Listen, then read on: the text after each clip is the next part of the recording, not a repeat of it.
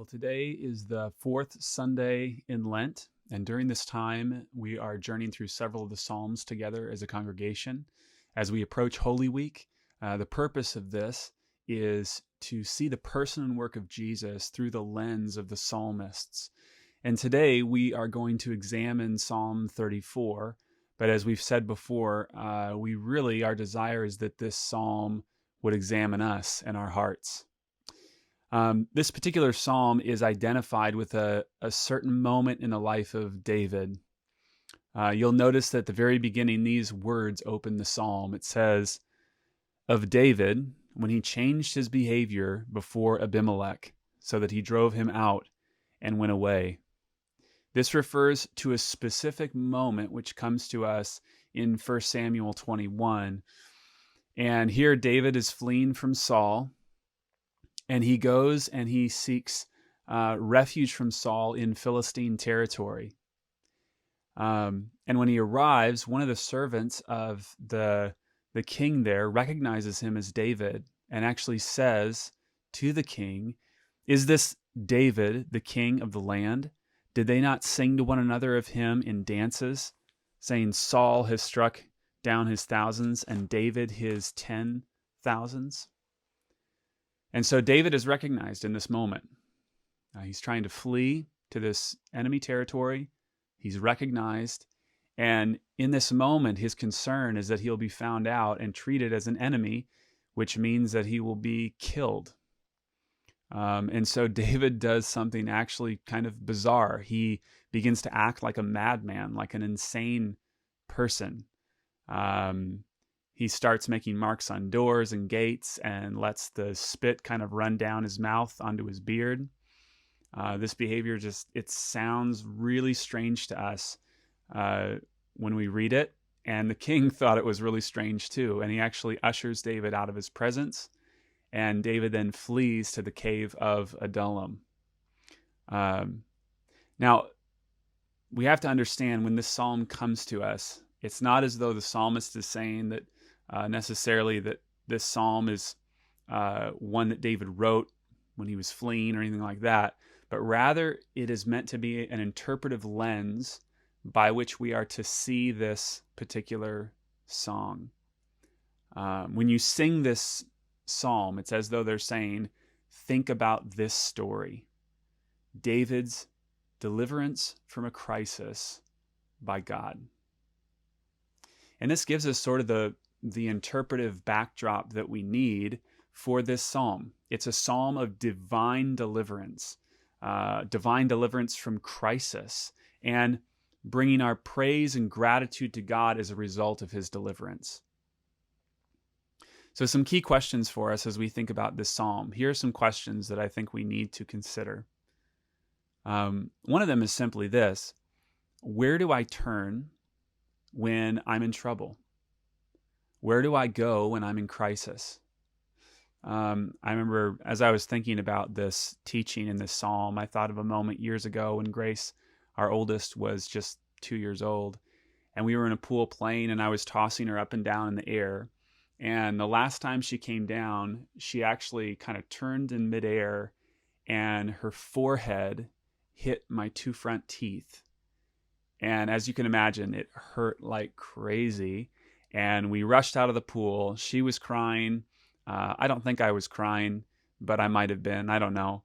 We rushed out of the pool, and I had she had a huge mark on her forehead. And as you can imagine, there was some blood in my mouth. And instantly I started kind of freaking out. Like with Elizabeth, I said, I'm going to have to lose my 2 front teeth. And from there, I sort of noticed it in myself. I went onto Google and I kind of did some research. And as Google and WebMD are so good at doing to us, it thoroughly convinced me that my 2 front teeth were as good as gone.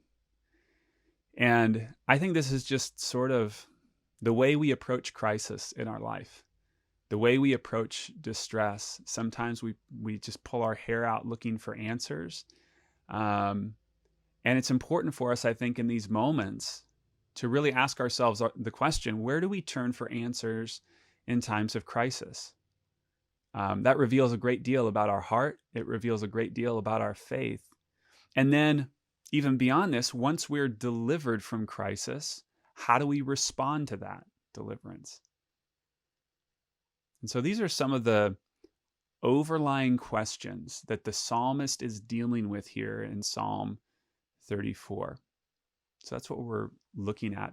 Notice particularly how this psalm opens.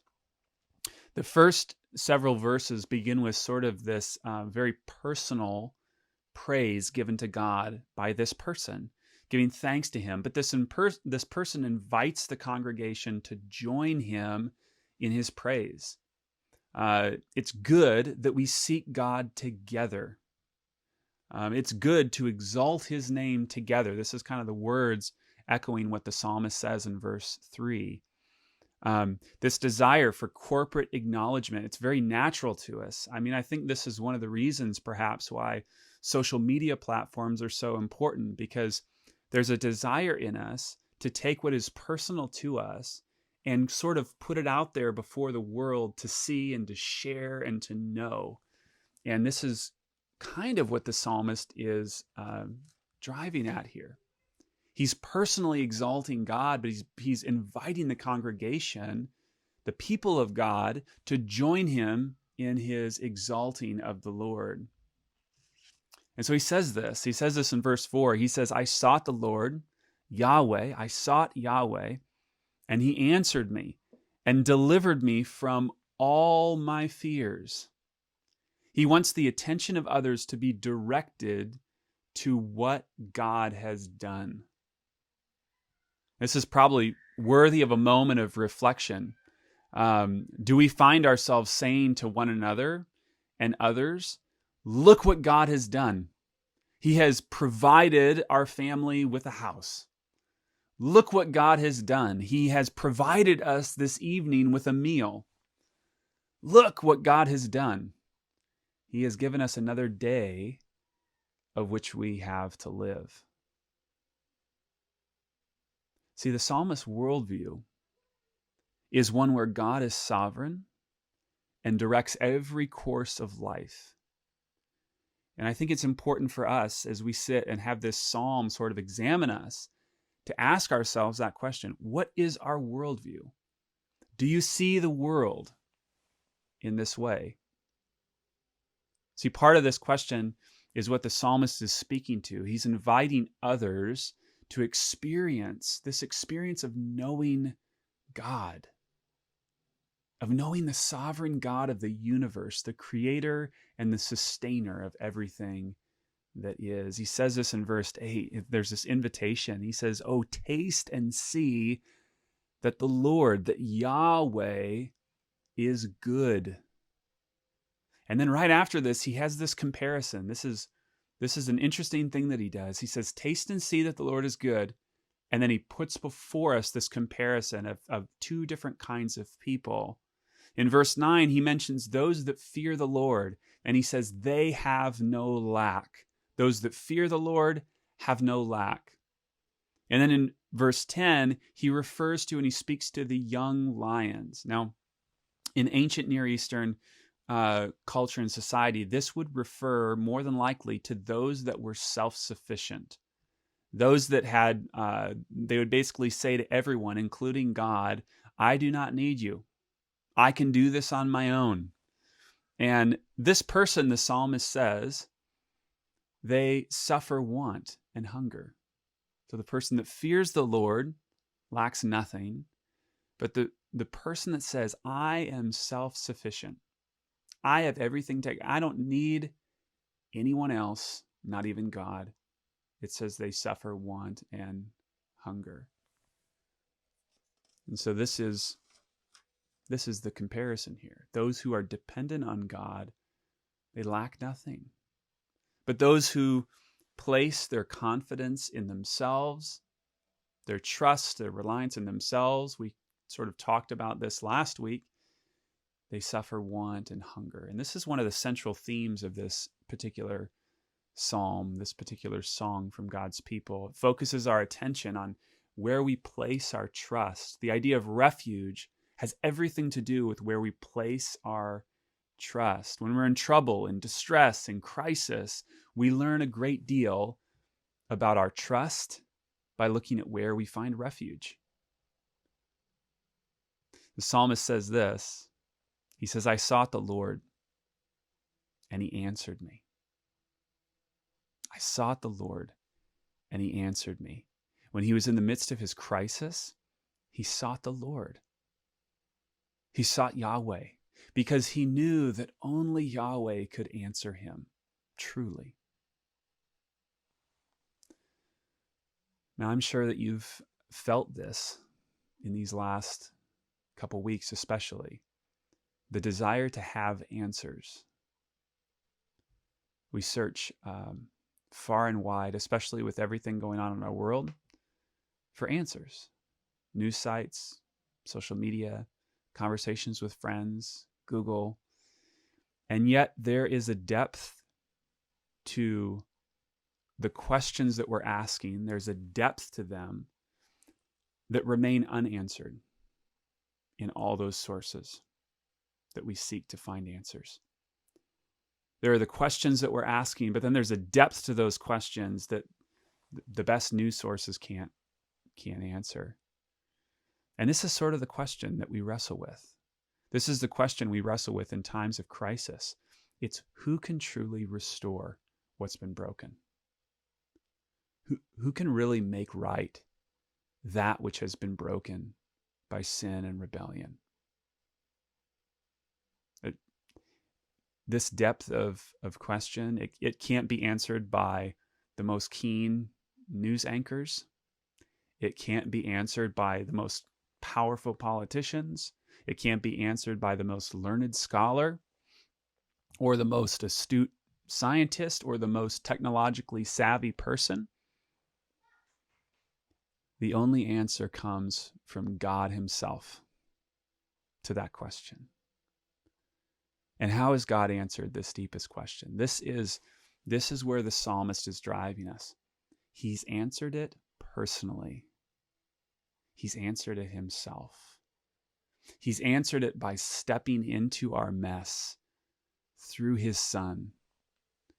He's answered this question by taking upon himself the weight and the burden and the sin of the world upon himself. See, this psalm beautifully and wonderfully directs our attention to Jesus, because he's the one who has come to us in the midst of our despair, in the midst of our crisis.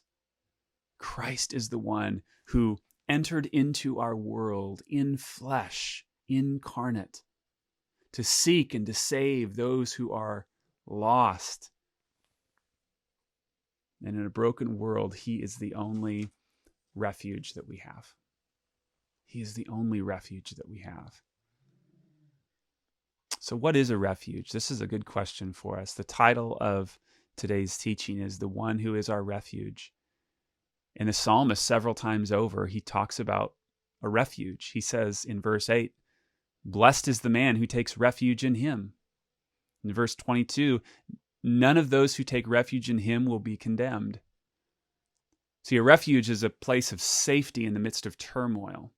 You probably know this already about a refuge, but it's a strong, fortified area in the midst of a war. That's usually the picture we get when we think about a refuge. And so what is communicated by those who seek refuge in a building like this, or maybe under the authority of a king or a commander, someone who's in charge? What is communicated by those who seek refuge in these areas? Well, this is what's communicated. You're saying, we believe that you're strong enough to defend us. We believe that you are able to protect us. Taking refuge says this: my hope is that my life would continue. It would go on. And I'm choosing this refuge because I believe that it will provide life.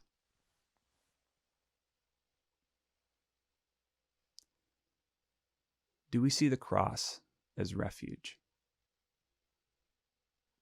Do we believe that Jesus' death provides us life? We say those words. Do we believe them? Do we see Jesus as our refuge?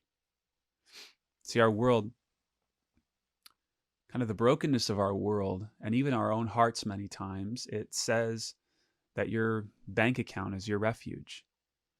It says your 401k is your refuge. It says your beauty is your refuge. It says that your health is your refuge. Your personal safety is your refuge. And so in light of that, how seemingly foolish does it sound for Christians to say, my refuge is in the death and resurrection of Jesus? To our world, I think that sounds foolish. They'd ask, okay, so what if your bank account is depleted? And the Christian says, my refuge is still in Jesus. What if your 401k goes away? My refuge is in Jesus. What if you're in a terrible accident and your beauty is lost? My refuge is in Jesus. What if your health fails you? My refuge is in Jesus. What if you lose your life? You say, I've lost it already because my refuge is in Jesus. The Apostle Paul in Colossians, his letter to the church in Colossae, he says this is found in chapter 3, verse 3 of Colossians. He says to the church there, set your minds on things that are above, not on things that are on earth. And then listen to his words. He describes what it is to find your refuge in Jesus. He says, for you have died, and your life is hidden with Christ in God. Jesus is our only refuge. In the words of the psalmist, hear these words. Blessed is the man who takes refuge in him. None of those who take refuge in him will be condemned.